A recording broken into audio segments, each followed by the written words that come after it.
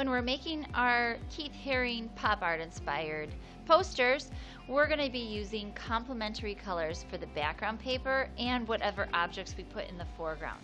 Remember, complementary colors are opposite on the color wheel, and I will have a picture of the color wheel so you can reference that. So you're going to need two pieces of paper that are complements of each other. I chose orange and blue. They are complementary.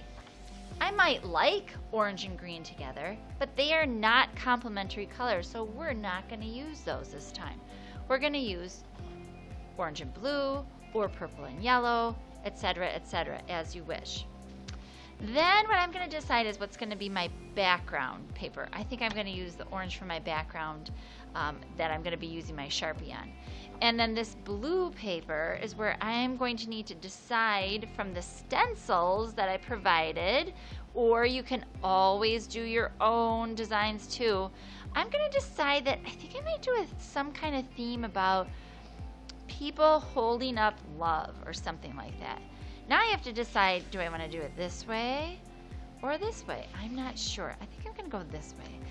And you're going to take these templates. They're made out of poster board, so they're a little bit thicker. You've got a set at each of your table groups. So you're going to need to share. And maybe while you're tracing it, somebody else is going to be tracing a different one or something. So just share. You're going to trace, trace, trace. Now, I don't have to use the whole page to trace because I'm going to just reuse or give Mrs. Gola the scraps that you have left. So it doesn't really matter where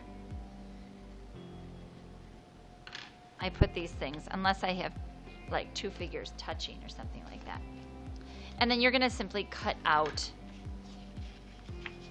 the objects. Remember to use your dominant hand is just doing the open, close, open, close, open, close. Your other hand is holding the paper and steering it.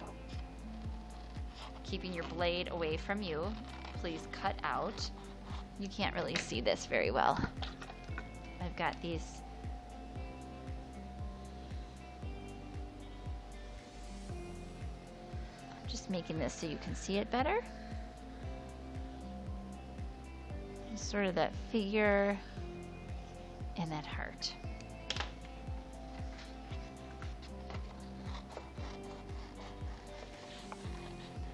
When I get around a curve, I just drive my paper, but my scissors hand is still just doing open, close, and it stays pointing straight away from me. When you get too much paper, just cut it off. I can reuse these. I'll have a bin for recycling scraps. I've got my shapes cut out, and I sort of decided I think I want to go this way. And maybe I'm going to do something like this heart's coming out of the ground, like maybe it's some kind of heart flower and the person's going to pick it or something like that. So you're going to go ahead and you can glue these figures down. You can also add, if you have something where you need to add like kind of an arm so that you know that it's part of a body or part of like feet or something like that, you can do that as well. But you're going to glue these down, and then you're going to start thinking about what kind of symbols and patterns are you going to put around this that could reinforce that idea of maybe love growing, or whatever you decided that you wanted to do. If you wanted to do, I don't know what you're going to do, like fun with friends or family.